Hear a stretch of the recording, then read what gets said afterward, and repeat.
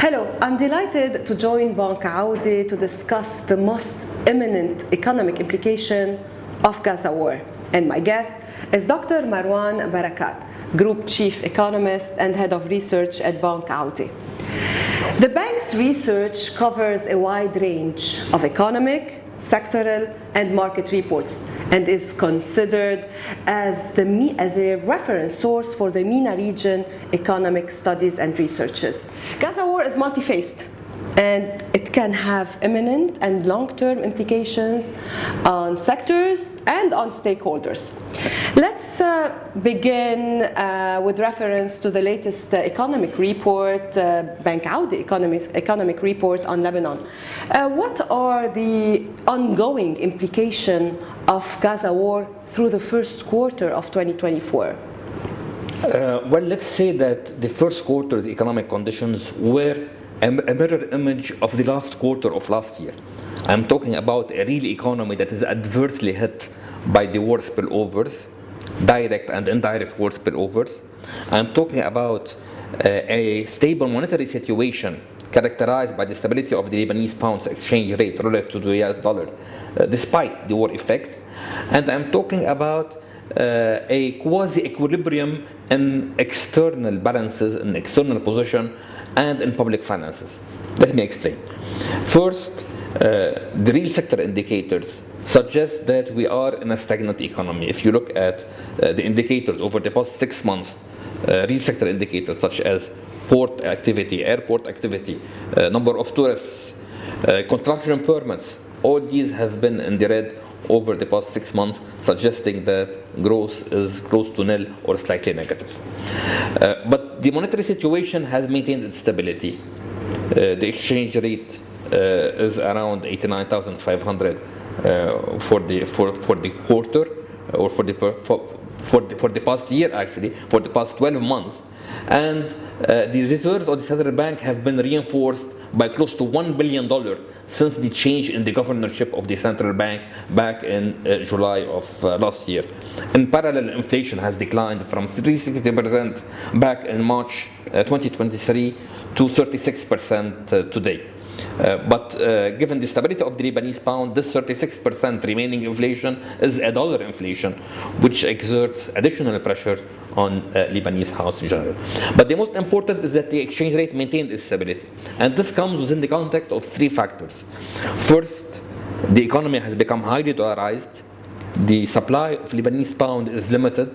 We're talking about currency in circulation, Lebanese pounds, of 60 trillion LP, which is equivalent to $660 million at the market exchange rate, which is 7% of the foreign currency reserve of the central bank.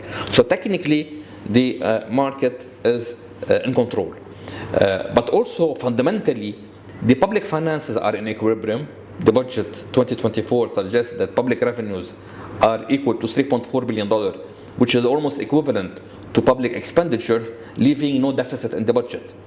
And also, the external equilibrium is important, supporting the exchange rate stability, because the balance of payments did not witness a deficit over the past year. According to central bank, the change in the net foreign assets is $2.2 billion over the past year. We adjust this change due to the effect of the change in the official exchange rate on the net foreign assets of bank through the LP non-resident deposits. So at constant exchange rate, the balance of payments, the real balance of payments, is $500 million.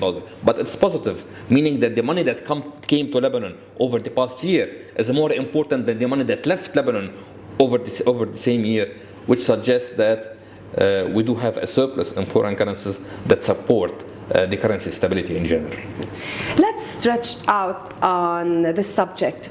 Is there any ongoing economic implication on the Lebanese economy through direct and indirect channels? Yes, we estimate the direct and indirect spillover effects at around $6 billion, of which $2 billion is direct damages. I'm talking about the impact of the war in South Lebanon on housing, on infrastructure, on agricultural sector, agricultural degradation. So direct damages $2 billion.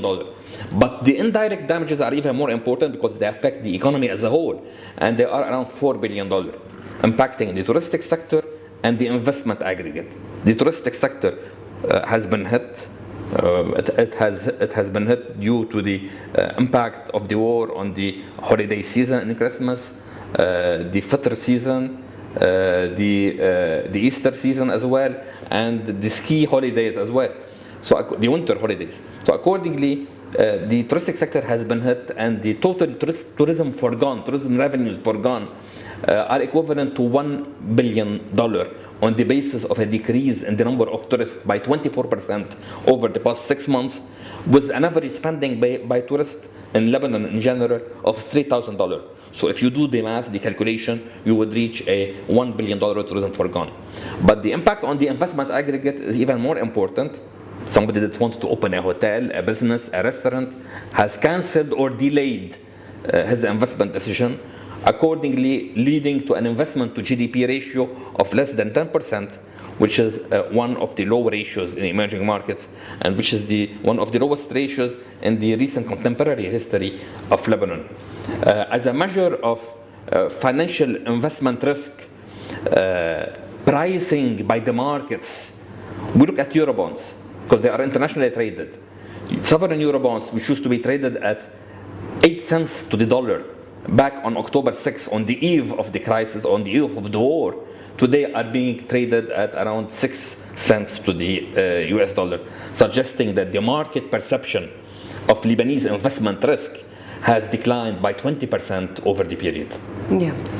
Let's tackle the regional economic implication of Gaza war. In your opinion, Dr. Barakat, was the MENA region adversely impacted by this war? Well, the conflict is another shock to the MENA region. It's evident.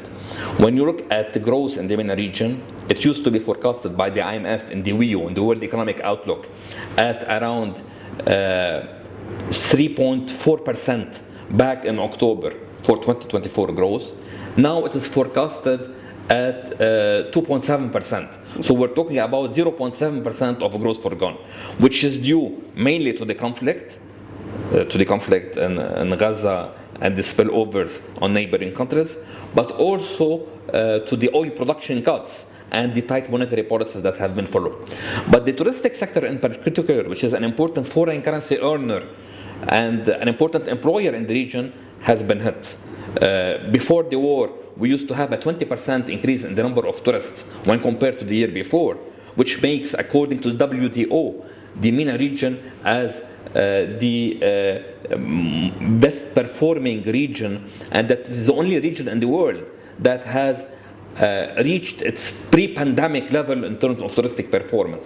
Now this is behind us. The war has affected the region, and in particular the neighboring countries.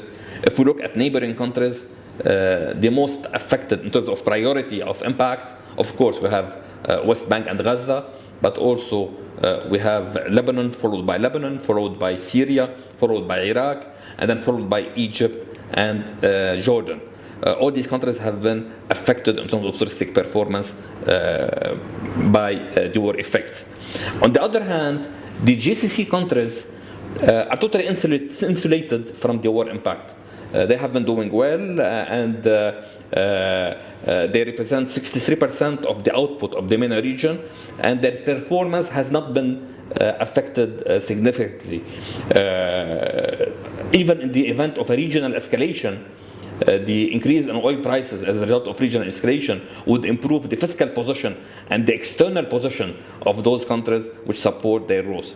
But for the MENA, to end on a positive note, for the MENA region as a whole, now we are talking about declining inflation, which means that the tight monetary policies that have been followed over the past couple of years are likely to be reversed. And this is positive for growth in the different countries of the MENA region and for MENA growth as a whole.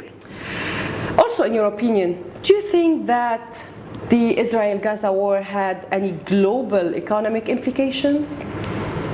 No, the global economy remained resilient. Growth is forecasted at 3.2% for 2024. It used to be forecasted before the war at 2.9%. So we have a slight improvement in growth. And this is due to the fact that inflation has declined. We are talking about loose fiscal policies as well, and we are talking about an insignificant impact of the disruption in the Red Sea on the global maritime trade. Let me explain. First, it's true that oil prices have increased. They increased from close to $80 to $88. But when the increase in oil prices is within the $10 range, according to the general rule of thumb, this means that you don't have major inflationary effects. And core inflation, if you put aside the energy prices, has declined by 1.2% over the past year. Now you will say the impact of the Red Sea disruptions should have been inflationary and impacting global trade. It did not, though it represents 12% of the global maritime trade, the trade that crosses from the Red Sea to the Mediterranean Sea. But given the ample shipping capacity on one hand, and given that there have been limited costs, there have been costs in terms of insurance costs and transportation costs for longer shipping routes around Africa, but not to the impact of affecting global inflation. As a matter of fact, global inflation has decreased from 6.8% last year to 5.9% 2024 as forecasted by the IMF. Last, fiscal policies. The year 2024 is denoted as the great election year. We have elections in different parts of the world for national governments. And in general, in periods of election, governments tend to spend more, to avoid fiscal adjustment, or to postpone fiscal adjustment to follow expansionary policies which would support growth in those economies and which would support overall global growth at large. Thank you, Dr. Barakat, for this valuable analysis. I believe the interview has provided prospects on navigating today's complex economic environment. Thank you very much. You're welcome.